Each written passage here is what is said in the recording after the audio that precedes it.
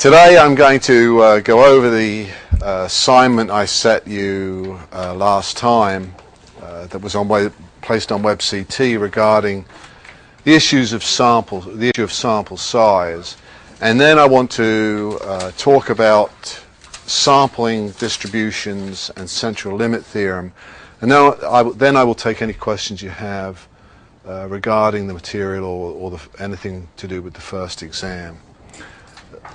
Let me get through these issues first. We were talking at the end of last meeting about the issue of sample size, and when I asked you whether you would place more trust in research that involved 1,000 respondents or research that involved 4 or 5 respondents, you said uniformly research that involved 1,000 respondents. Somehow intuitively you have this sense the more the merrier, that large research using large samples is somehow better than research using small samples. And I asked you to look at a population of 10 scores that I posted on WebCT and then draw 5 samples of size n equal to 8, 5 samples of size n equal to 2, and compute the means in each case.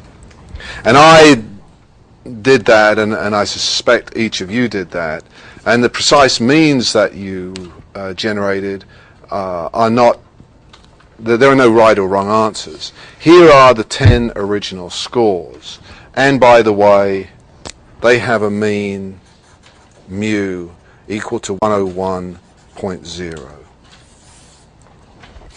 Here are the 5 sample means with n equal to 8 that I generated, and the 5 sample means with n equal to 2 that I generated.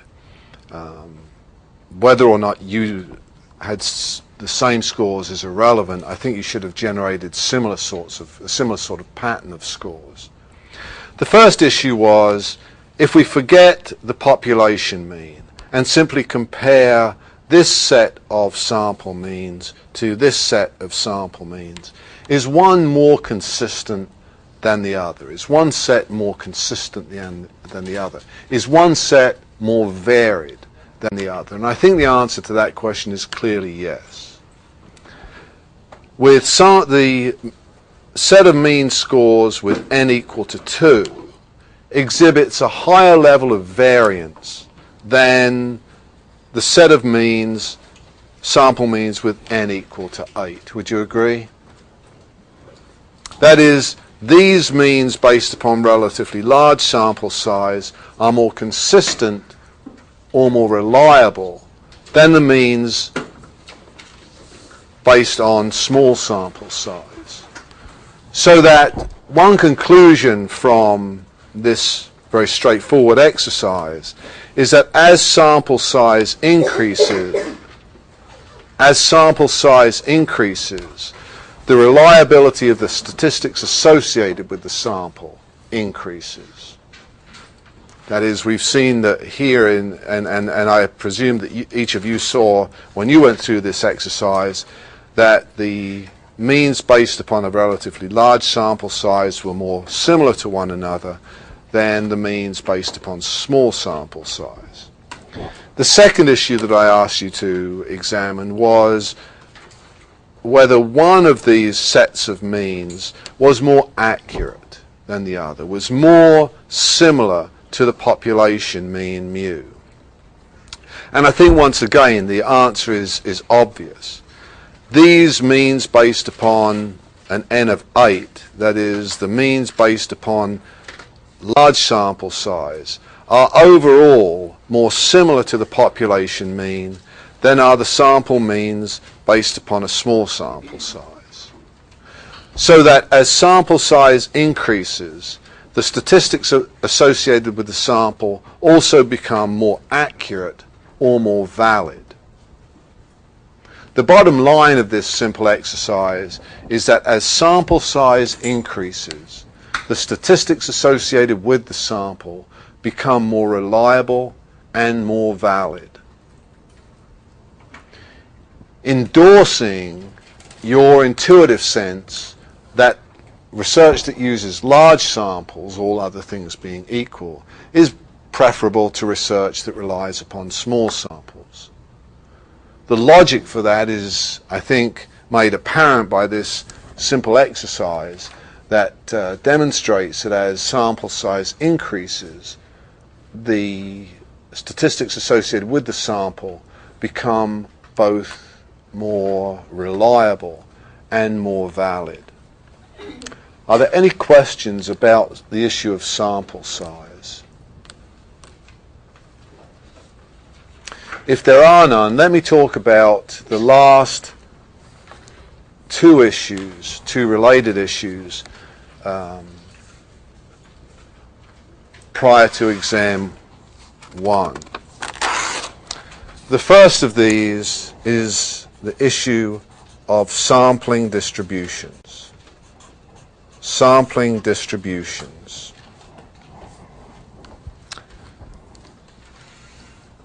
We have so far examined two types of distribution.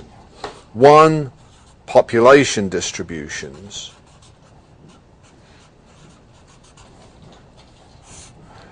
and secondly, sample distributions.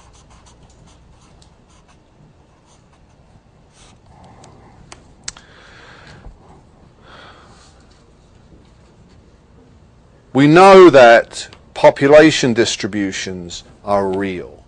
That is, populations actually exist. They're typically inaccessible to the researcher, but they exist. If you're interested in television viewers between the ages of 50 and 65, that group actually exists out there. That population actually exists, along with their data, their televiewing data. Those populations, however, we acknowledge, were almost universally inaccessible to a researcher, so that the researcher was required to rely upon samples, sample distributions. Sample distributions as well are real. That is, samples exist. The samples that each of you generated from the 10 scores in assignment 4, those scores actually existed. And what is more, they were known to you. And sample distributions then are known to the researcher. Population distributions have a mean equal to mu and a standard deviation equal to sigma. Sample distributions have a mean equal to x bar or m and a standard deviation equal to s. All of this is nothing more than review. What then is a sampling distribution, and how is it related to population and or sample distributions, and what is its significance? First of all, a sampling distribution is a theoretical entity. It is a theoretical entity. It does not exist, except in your mind and in my mind.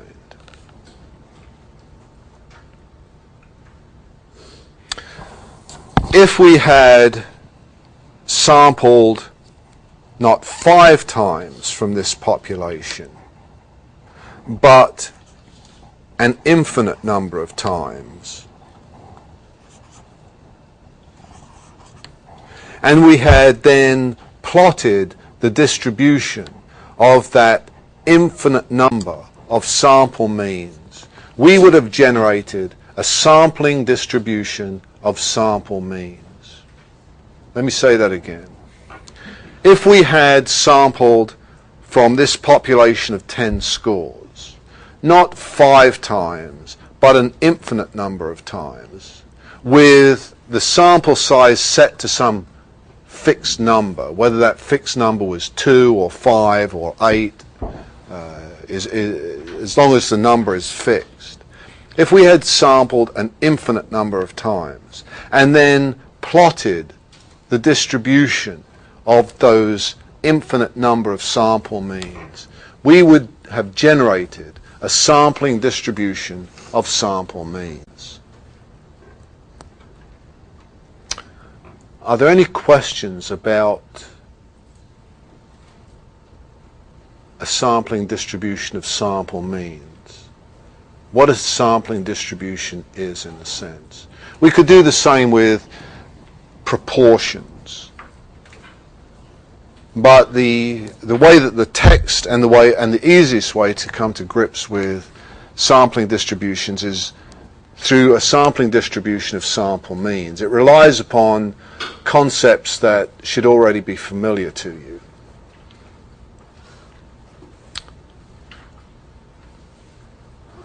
A sampling distribution of sample means, then, is a distribution comprised of an infinite number of sample means selected from the same population with a fixed sample size.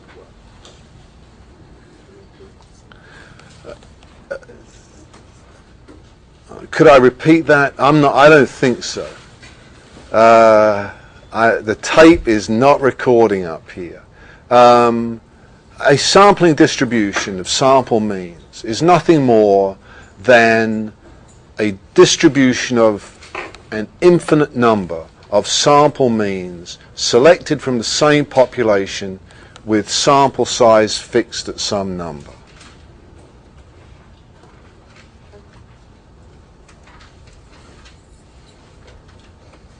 This is in the text. This is in the text. You can't become confused about something that is explained adequately in the text.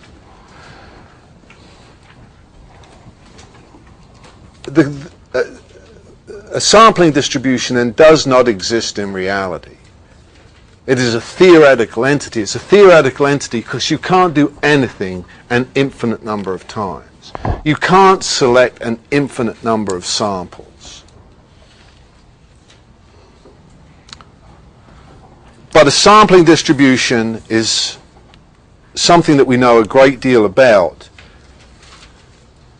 and something that forms the basis for making inferences about samples based upon populations. Let me ask you, if we select an infinite number of samples from a normal population, a normally distributed population that has a mean of mu and has a standard deviation of sigma. Let's imagine that we reach into this population an infinite number of times. That is, we select an infinite number of samples from this population. Let me ask you three things, and I don't care which order you answer these questions. This is like a game show. You can take number 3 first, number 2 fourth, or whatever. First of all, if we reach into this normally distributed population of scores with a mean equal to mu and a standard deviation equal to sigma, what will be the shape of the resulting sampling distribution of sample means? Question one is, what is the shape of the resulting distribution of sampling distribution of sample means? The second question is, what is the mean of that sampling distribution of sample means? And the third question is, what is the standard deviation of that sampling distribution of sampling means? Let's go through this.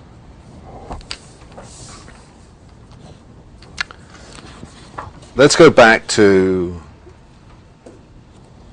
the straightforward exercise that we went through regarding, in the context of sample size. Would you agree that if you look at if you compare three sets of scores, first of all, the original set of scores, second, the means based on sample size equal to 2, and third, the means based upon sample size equal to 8, there is a pattern. And that pattern is that the variance decreases. We already observed when we compared the set of means based upon a large sample size with the set of means based upon a small sample size, that the set of means based upon a large sample size was less varied, more consistent, more reliable than the means based upon an n of 2. Let's just extend that thinking. Is there less variance in this distribution of means with n equal to 2 than in the original scores, where n is equal to 1? And the answer is yes. These scores vary from 81.5 to 110.5. These scores vary from 81 to 121. If you draw any two scores from this population, you have to generate a score that is an average score that is lower than 121 and higher than 82. Higher than 81. I'm glad I got an assistant out there. Yes? I'm still not understanding how you got those numbers in those two columns right there. I just took samples from this set of scores. Well, it's not difficult, is it? When you set n equal to 8, you select 8 of these 10 scores. You do that 5 times, and in each instance you calculate the mean of those 8 scores. Or you draw 5 pairs of scores, and in each case calculate the mean. As this is simply what you were asked to do on assignment 4. I didn't find assignment 4 on the website. We'll deal with that afterwards. There is a decreasing variance as you move from the individual scores where n is actually equal to 1 to samples based upon large sample size. That is, if this were a population with a standard deviation equal to sigma, would you agree that in this population, this sampling distribution now, the standard deviation would be less than sigma? And in this distribution, the standard deviation would be even less than sigma, because variance decreases across these sets of scores. What we can say then, at least in regard to question 3 here, is that if we selected an infinite number of samples with set sample size from this normally distributed population with a standard deviation of sigma, that the standard deviation of the sampling distribution would be less than sigma. And it should also be associated with n, because as n increases, so the variance decreases. In fact, the standard deviation of a sampling distribution of sample means is sigma over the square root of n.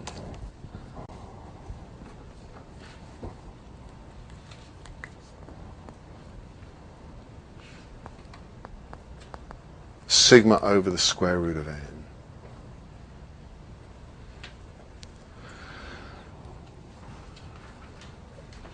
Let me ask you the other two questions.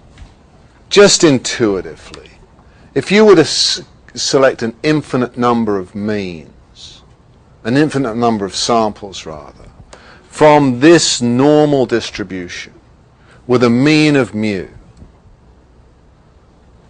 and you were to then plot those sample means, what would the distribution look like and what would be its mean?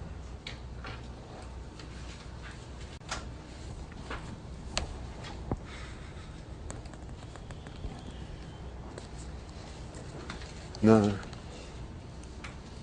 Shouldn't it look like that? Because they would cluster around the mean? It would have the same shape.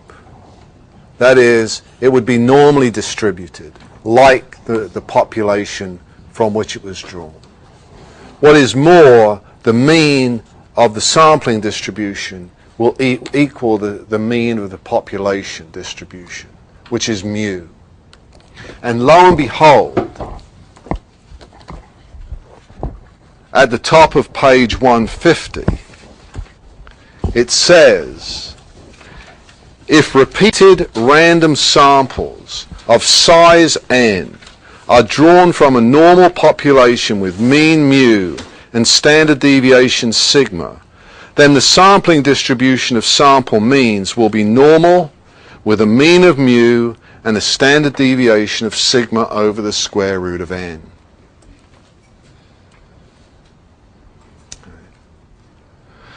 Then you say to me, well, smarty pants, there are a lot of distributions that are not normal. There are a lot of populations that are not distributed normally. What happens then? And the magic is that as long as you're dealing with large samples, all of the same things happen. And this is the magic of central limit theorem, which is presented to you on page 151 rather. If repeated random samples of size n are drawn from any population with mean mu and standard deviation sigma, then as n becomes large, the sampling distribution of sample means will approach normality with a mean mu and standard deviation sigma over the square root of n. Let me just summarize here. You and I have now talked about three distributions. A sample distribution that is known to the researcher, that is a subset of the population. It has a mean of x bar and a standard deviation of s. We've talked about population distributions that are typically inaccessible to the researcher. But they too are real. And they have a mean of mu and a standard deviation of sigma. And we've now talked about a sampling distribution of sample means. A sampling distribution of sample means is a distribution that comprises an infinite number of sample means, all drawn from the same population, all with the same sample size. And that distribution is clearly theoretical. It does not exist in reality. It exists up here. It exists in your head and in my head. And we know a great deal about that theoretical distribution.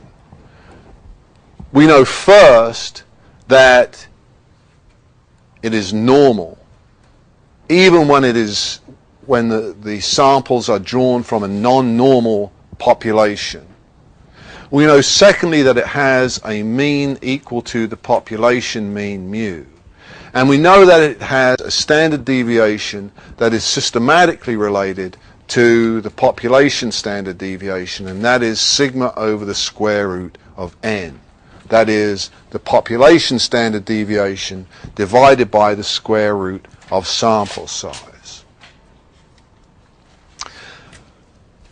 What you will discover in the second part of the semester is that the sampling distribution is the bridge between populations and samples.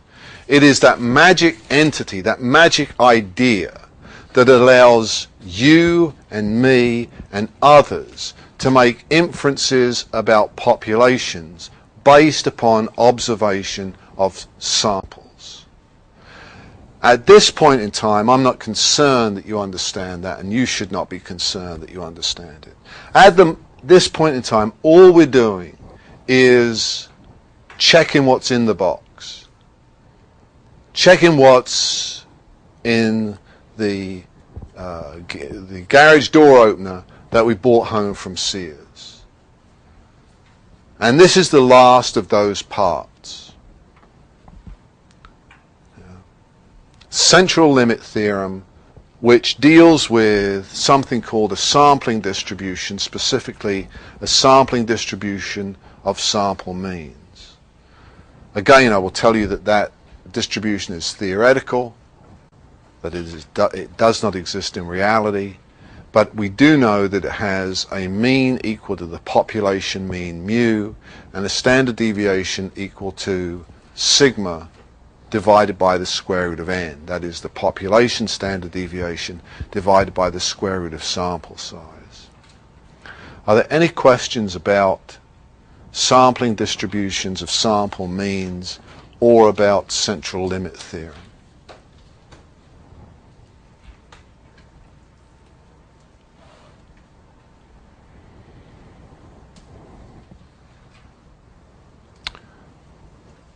Yes.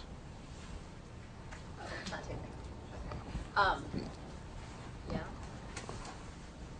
On the test, I didn't say are there any questions about the test. We'll get to that momentarily.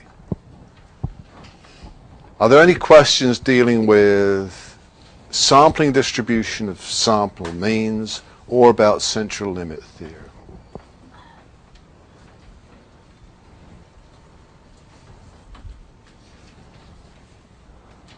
If there are none, let me ask, are there any questions about the exam? I wanted to know, for the exam, we just have to know central limit theorem. We're not going to have to apply it. The question is, for the exam, is it the case that you just have to know central limit theorem and not apply it? Essentially, yes. I mean, the only thing I can think of in terms of application would be if you're actually given a population mean, a population standard deviation, and a sample size, you should then be able to compute the mean and standard deviation of the associated sampling distribution. Yeah, and because they're related to one another. But will you have to apply central limit theorem? No. No. Will you be gentle with us, and will we need any scantrons? Will I be gentle with you, and will you need a scantron? Let me answer the second part first. I have posted on WebCT what you will need for the first exam. And what you will need is a blue Scantron sheet. It's the one that allows for 100 answers on both sides. That's not because there are 200 questions on the exam. There are 128. And you'll have 15 minutes. This is the best part of teaching. You mess with people's heads. There are not 128 questions. 173. You will need a blue OpScan, a blue Scantron sheet that allows for 100 answers on each side. It's the standard Scantron sheet. You will need a number 2 pencil. You will need a Xerox copy of Appendix A. The Z-scores. Yes. And you will need a calculator. And if you wish, you may bring scratch paper, although you may write on the exam. So those are the things that you need to bring for the first exam. The issue of will I be gentle, there is no attempt on my part on the exam to trick any one of you. You'll find that the computational questions on the first exam look very much like the questions on assignment 1, 2, and 3. You will be given a frequency distribution and required to calculate the mean, mode, median, range, variance, standard deviation, just as you were on assignment 2. And obviously you will be required to compute z-scores and do the sorts of things that you were required to do in assignment 3. And those questions on the exam will look very much like the questions in those assignments, because being lazy, all I did with those assignments was Control C, Control V. And then I changed the numbers. So there's no effort to trick you on my part. And you should not trick yourself. You should not try and get inside my head. It's crowded, it's, you know, dusty and full of the strangest stuff.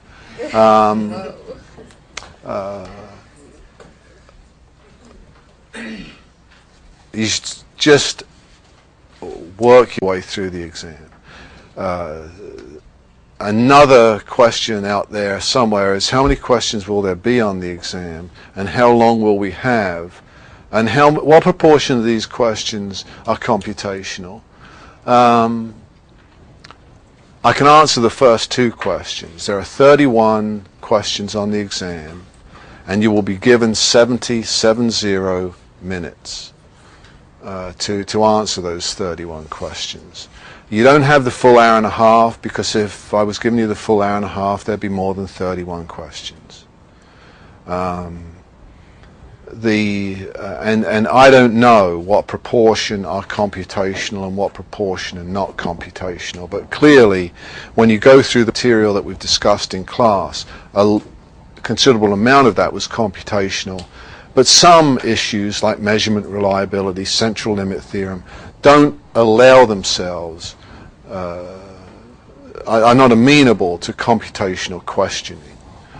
You have a question? Could you press and hold? The format of it, will it be like multiple choice? That's what it says in the syllabus. Okay.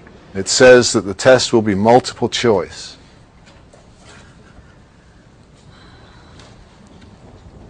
Are there any other questions? Yes. Will there be a review sheet on WebCT? There will be no review sheet, because there are already, in a sense, review sheets. That is, assignment 1, 2, and 3, and even assignment 4 comprise reviews of sections of material. But there will not be any additional material posted on WebCT relevant to the first exam. I will say to you this: if we've talked about it in class, it won't be on the exam, and if we haven't talked about it in class, it will be on the exam. Or is it the opposite? Oh, it's the opposite. If we've talked about it in class, it will be on the exam, and if we haven't talked about it in class, you ain't going to see it, at least on the exam.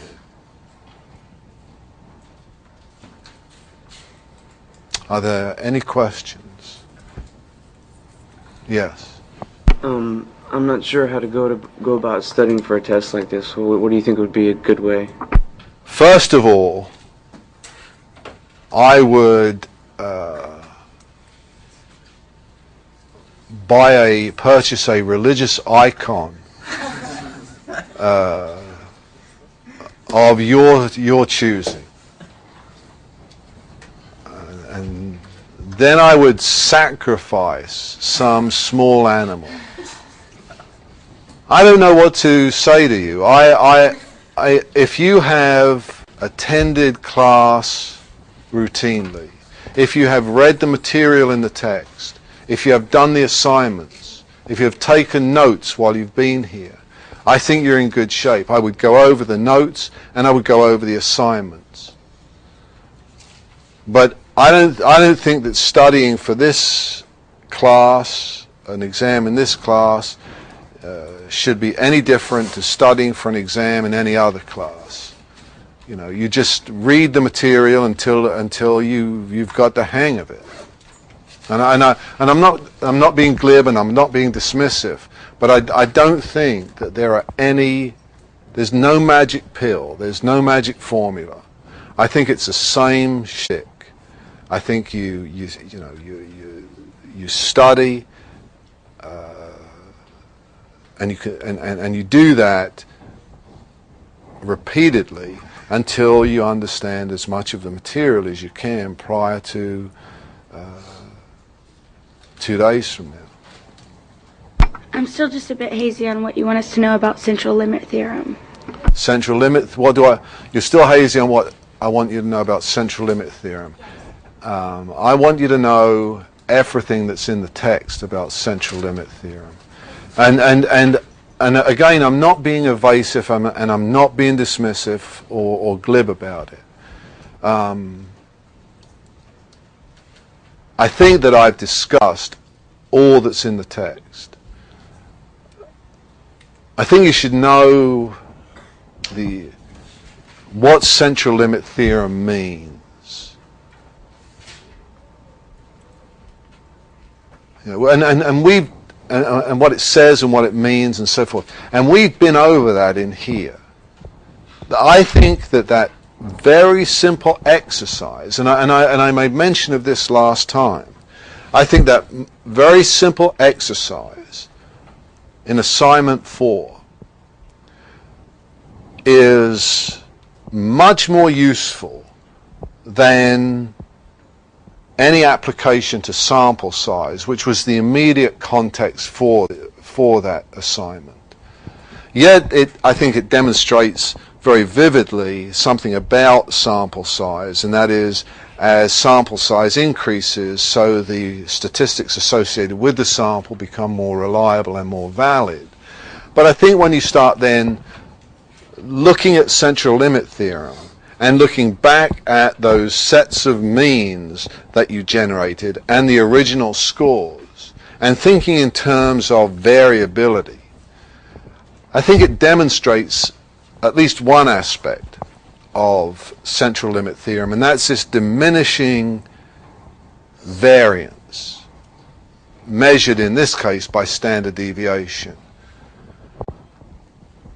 I think as well that when you stop and consider the idea, if you have an infinite number of means and not just 5, so an infinite number of samples drawn randomly from the same population, particularly if it's normally distributed, then that sampling distribution of sample means will also be normal, and it will have the same mean mu as the population.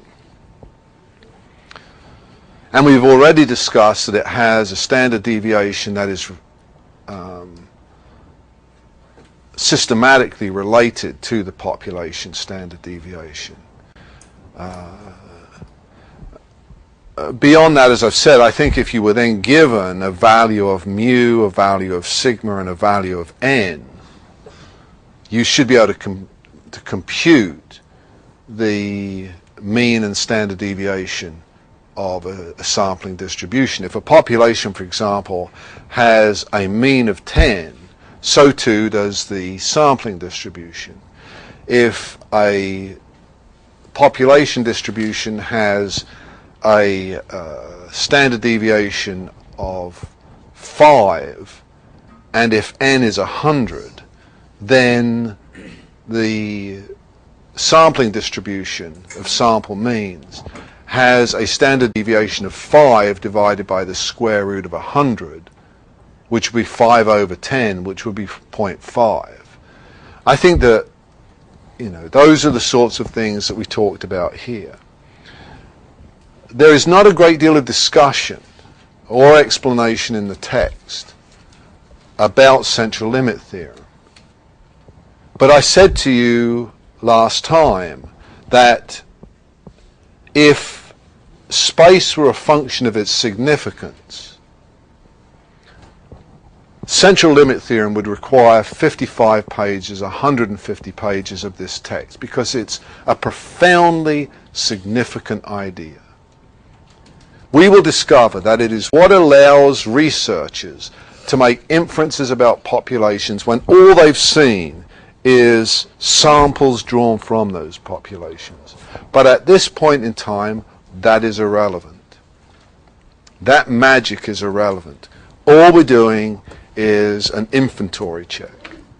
Do we have all the pieces that we should have, and what are those pieces? And that's all I'm interested in on exam 1. I will say again that although it's quite possible you will some of you will find some questions ambiguous, that is not intentional. I have not attempted in any way to fool anybody. Enough students will answer questions incorrectly without me, just given the nature of the material, without me trying to lay traps for you. You will not have to, on computational questions, you will not have to choose between options that are very similar to one another. 2.01, 2.02, 2.03, 2.04. You will have to select between options that are dissimilar to one another. 2.01, 3.16, 8.29, and so on. So you don't have to become concerned about whether you're going to be fooled by your rounding or failure to round correctly when you input the data into your calculator. This is, this is just like any other exam. This is like, yes. Okay, so just to clarify, for example, if we were finding a z-score, like one of the questions is Sure. above and below, when we compute the in-between and all that stuff, Yes. if, like, say we add the in-between z-scores and we get, like, this is number 5, 0.2583, and then we convert it to 25.83%, Yeah. would you make us, you wouldn't make us choose between those, you would just have... I wouldn't make you choose between 0.2583 and 25.83%.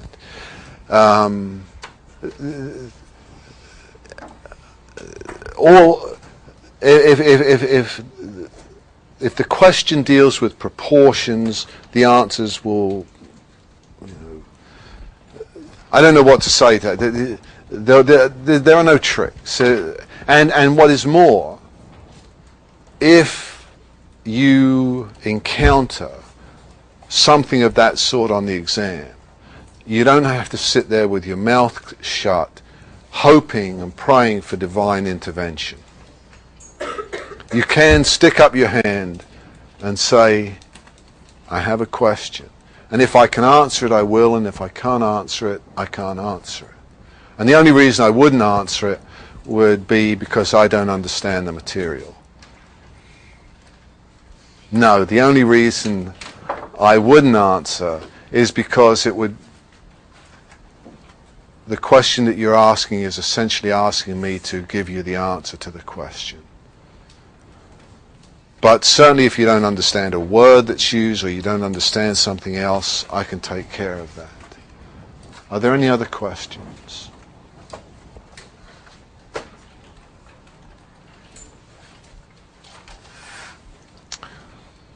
Okay, the clock will then start ticking at 10 o'clock on Thursday, and we will go through exam 1. Don't leave. I just want to finish the taping there, but don't leave. First of all, some of you are showing up here, if not for the first time, then this is about the second or third visit you've made to us. And I have no sympathy if you don't do well on the exam. I'm after you on the exam. I'm trying to distinguish between those people who know the material and those who don't. Second, I tell you, it's enormously aggravating when I do a song and dance